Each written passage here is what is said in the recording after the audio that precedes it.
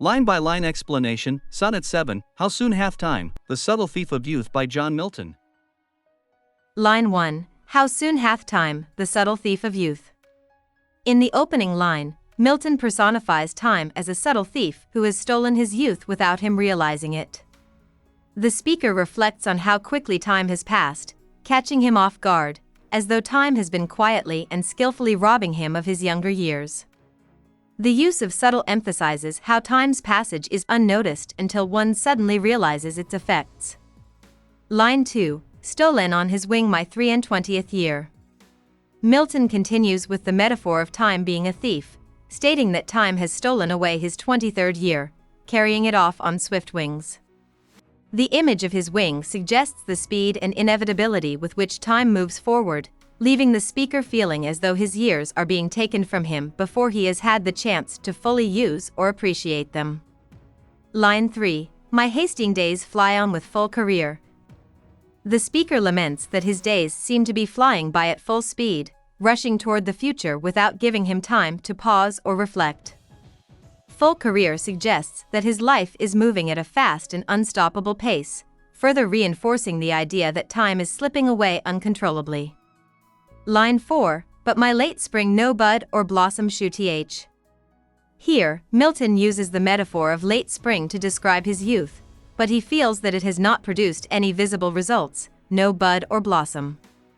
This imagery of springtime, which is often associated with growth and potential, reflects his sense of frustration and disappointment that despite being in the prime of his youth, he has not yet achieved anything significant or shown signs of inner development.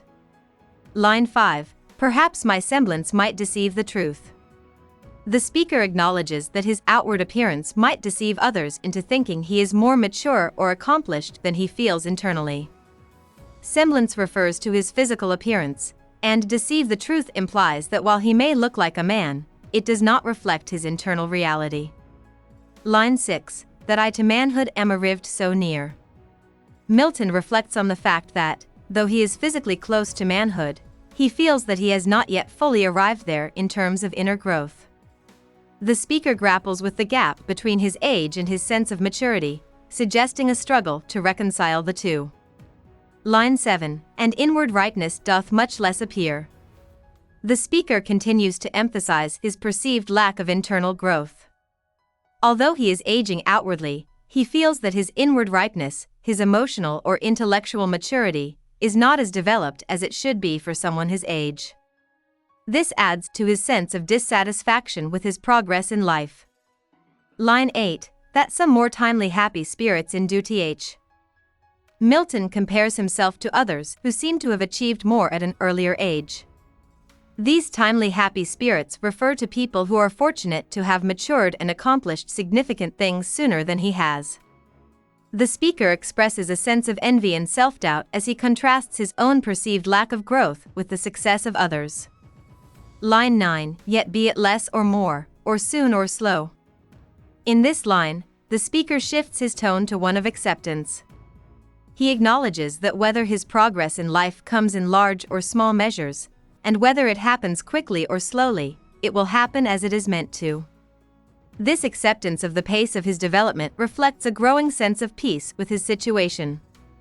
Line 10. It shall be still in strictest measure even. Milton expresses faith that his growth, whatever its timing, will occur according to a strict and measured plan. This suggests a belief in a divine or natural order that dictates the course of life, implying that there is a higher power determining when things will happen for him. Line 11. To that same lot, however mean or high. The speaker reflects on the idea that every person is destined for a particular lot in life, whether that lot is humble, mean, or great, high. He accepts that his own fate is predetermined and part of a larger plan, and that he must fulfill whatever role is assigned to him, regardless of its stature. Line 12. Toward which time leads me, and the will of heaven. Here, Milton acknowledges that time, along with the will of heaven, is guiding him toward his destiny. This line reinforces the idea that both time and divine will are forces beyond the speaker's control, and he must trust in their guidance as he moves forward in life. Line 13. All is, if I have grace to use it so.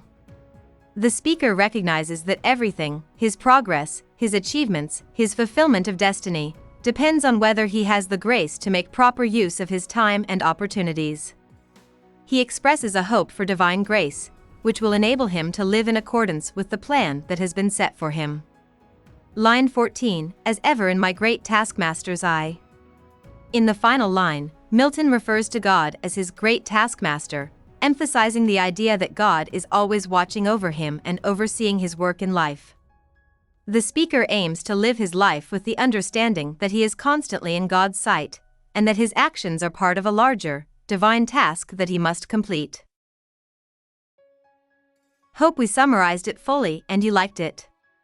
Please hit the like button and subscribe to our channel so that we are motivated to create more videos.